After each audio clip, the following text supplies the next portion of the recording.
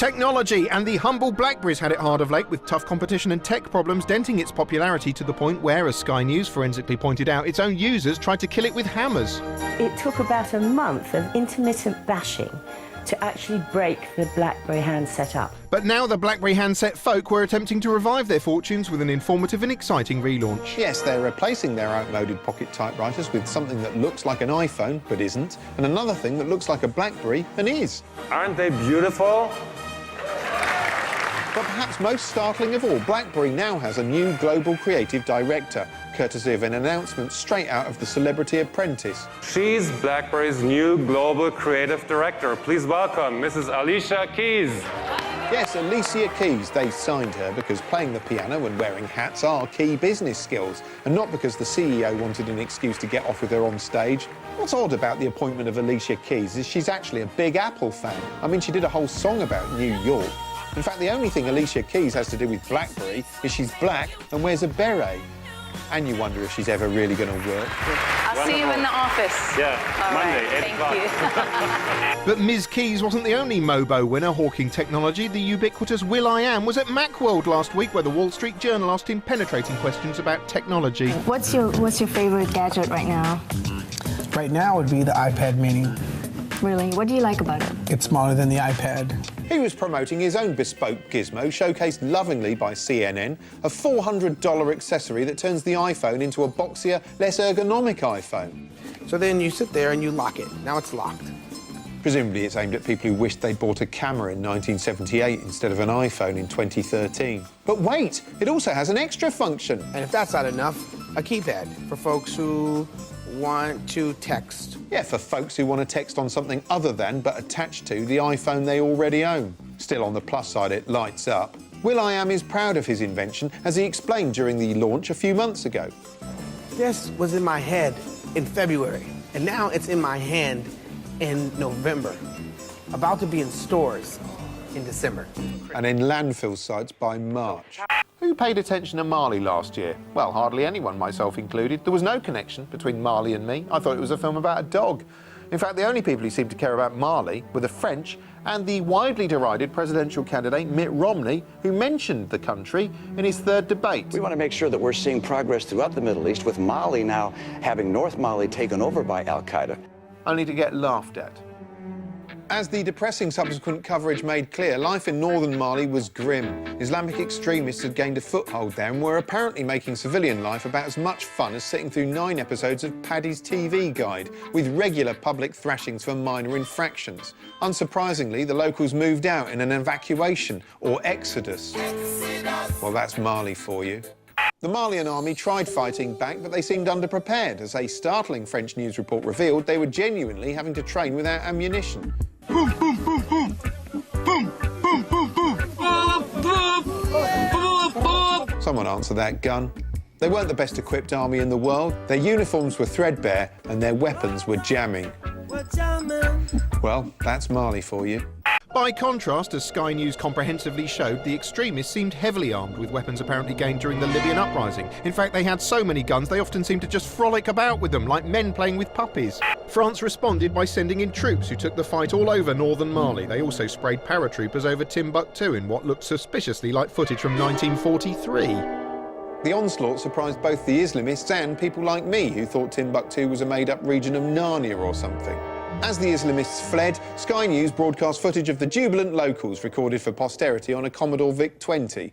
The people of Timbuktu were so delighted to be liberated by the French, they dressed up in celebratory costume for Sky's cameras, briefly turning Alex Crawford into Gok Wan. Look what this man has done. He's done Viva l'Opération Serval. That's the name of the operation that Francois Hollande has given it. And then at the back, a big thank you to not only to the French President Hollande, but all the other countries who've helped support this operation. That's quite a get-up. Get up, stand up. Well, that's Mali for you. While the scenes of celebration were genuine enough, what wasn't quite clear was who the routed extremists actually were. Whoever they were, there wasn't much footage of them, mainly just the chaos left in their wake, such as burnt-out cars and a strange emphasis on the book collections they'd destroyed. Do you know why libraries annoy Islamic extremists so much? Maybe they think the Dewey system was invented by Jews. While Malians were suffering, the rest of the world wasn't too bothered until a few weeks ago when yet another terrorist group crept out of Mali into Algeria and overran a BP complex taking hostages. This was a terrifying event and a huge news story, but frustratingly for the networks, there was a distinct lack of footage of it, forcing them to improvise. Hence, we saw a lot of Google Map explainers and reconstructions of the event that made it all look a bit like an Xbox Half-Life mod.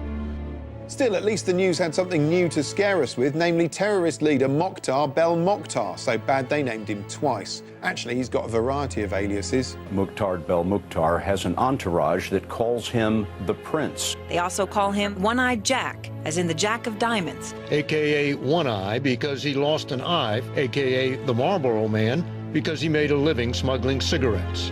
Yeah, a.k.a. that bloke we've only got the one shot of.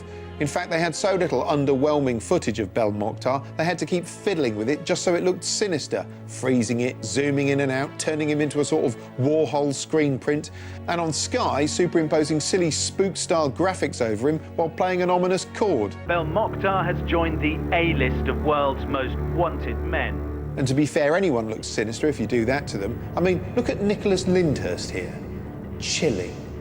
In a sign the West is now taking the threat seriously, David Cameron committed troops to Mali, then hopped on a plane for a whistle-stop holiday tour of the troubled yet beautiful region where he enjoyed the scenery, shuffled past traditionally dressed locals, marvelled at their detailed miniature leaders and fine array of meze, and generally did his best to blend in with his surroundings.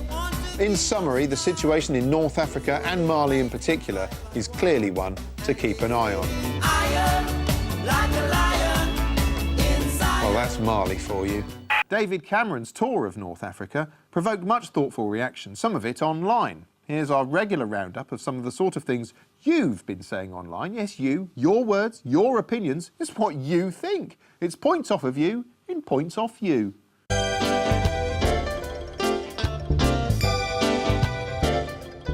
Seeing Cameron play the international statesman seemed to annoy some of you. For instance, Alan from Leicester logged on to say simply, "Go on, Dave, you toilet house."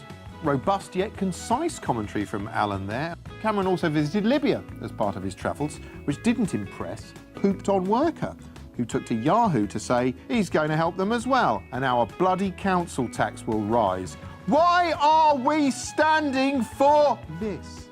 Pooped On Worker seems to have calmed down there slightly at the end. Or maybe you were just tired after another long day being pooped on as part of the system.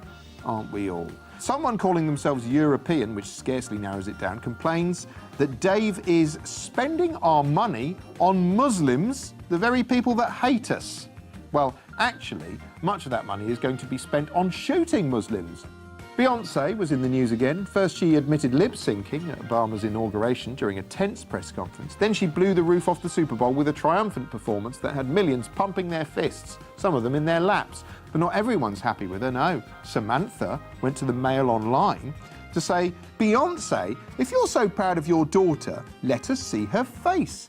So what if she looks like her dad? You chose to have a baby with an unattractive man. Are you waiting until she's old enough for plastic surgery, then you will let us see her? And what sort of complex are you giving to this poor child?" You know what, Samantha? We have seen her baby's face. There was a widely distributed, heartwarming photo of it. Look, see? Anyway, thank you, Samantha. Good luck battling the demented sense of righteous entitlement which seems to have hopelessly crippled your sense of reason. All this kerfuffle over Beyoncé's baby prompted someone calling themselves Blatalian, to take to Twitter to point out that bitches be more concerned with Beyoncé's baby than theirs. Yes, well, that is one thing we can all agree on. And now, here's something else. Hitchcock is a shaggy dog story involving everyone's favourite borderline misogynist cinematic genius Alfred Hitchcock, played by Anthony Hopkins in a slightly distracting fat suit which makes him vaguely look like he's in a highbrow all-white Big Mama's House spin-off. The story concerns Hitch's attempts to shoot his stabby Meisterwerk Psycho while experiencing relationship turbulence with wife Alma, played by Helen Mirren, and suffering troubling visions of real-life serial killer Ed Gein, whose genuine corpse-skinning exploits were the inspiration for Psycho. Graphic elements of brutal violence, transvestitism and incest. Sounds ghastly. Peggy, this is the boy who dug up his own mother. It starts off well, and the behind-the-scenes on Psycho stuff is initially fascinating for film spods at any rate. But the film soon veers into clunky terrain and winds up feeling like an underwhelming TV movie about a kooky couple, which leaves you chiefly frustrated that a bunch of fine performances have been left wandering fruitlessly in search of a slightly better script. It has great moments, but not quite enough of them. But nor is it a complete horror show, which is ironic really given the subject matter, which is filming Janet Leigh being stabbed to death in the shower.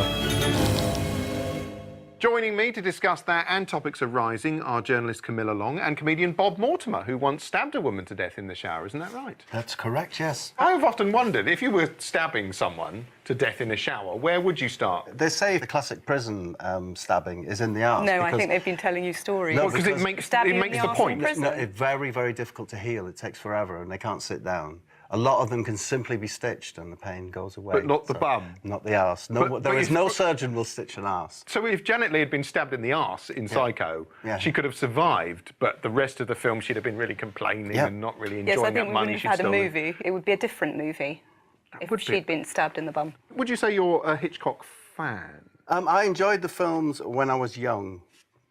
You know, when I was 13, 14, when they first came out. But I think that... What are you saying? You're now too sophisticated for Hitchcock? Well, I think that technology has made them seem very dated and difficult to enjoy for me. I don't know why there's such reverence for Psycho. I can't quite see it. So you prefer new stuff to old stuff? I'm much in that genre. Yeah, I much prefer it. Like some of the Spanish stuff, like Wreck and Juliet's Eyes. So that Wreck is a terrifying film. They're terrifying. They're magnificent. You're a real connoisseur of these things, basically. Well, I've been about a bit. I'm 53. And I came with the first rush of DVD rentals. Would you remember that, Joe? You came with the first rush of DVD rentals. That's true. You really are a fan. That very moment, the blockbusters opened. Psycho did kickstart the slasher movie genre. There's a new slasher film coming out in March. It's called Maniac. It's got a gimmick, which is that it's all shot from the point of view of the killer.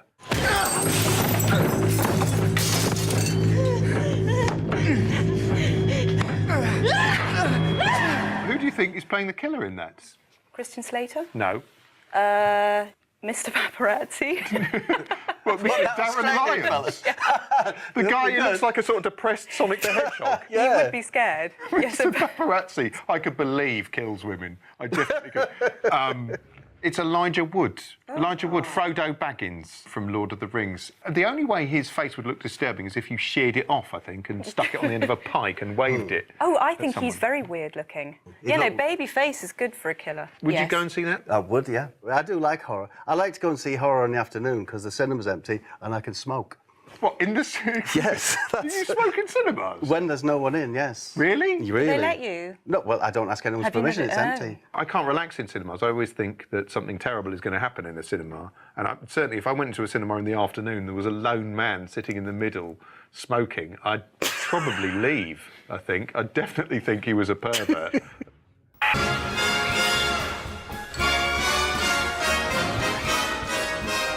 Fluids and the world's favourite chemically complex refreshment beverage unveils an arresting ad telling the everyday story of a simple gardener undermined by a gang of predatory can-rolling women. Of course, if you actually rolled a drinks can at a professional lawnmower, it'd get shredded up by the blades and ragged shards of metal would fly out, slicing his face and throat open. Not that these would care, no, not as long as his six-pack's intact. And stopping the mower isn't enough for these picnic baskets, no. They then trick him into drinking the shooken-up can, causing it to detonate in the messiest cum shot of all time. But our cunning moman gets his revenge by pulling his soggy top off and silencing the harridans by flaunting his bevelled surfaces at them, thereby rendering them both speechless and wetter than him. And thus, women are conquered once more. I guess the take-home message here is that it's funny to force menial workers to strip and that Diet Coke only contains 1 calorie and you can soon burn that off with about 10 seconds of bean polishing. Oh, and in the interest of balance, I have to point out other diet drinks are available, e.g. water.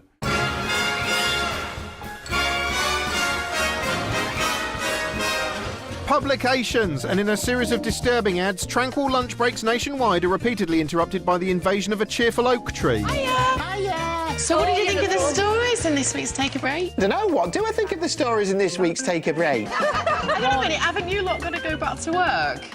Nah. Oh, yeah, fuck British industry. It seems no lunch break is safe from Mel's weekly inspections. Hiya! Hiya! What do you think of the stories in this week's Take a Break? Well, they're all a bit depressing, to be honest with you. I mean, they're all about death and disease and like... Hiya! Oh, hiya! So, what What do you think of the stories in this week's Take a Break? I don't know anymore. Haven't you lot got to go back to work? This is my work, Mel.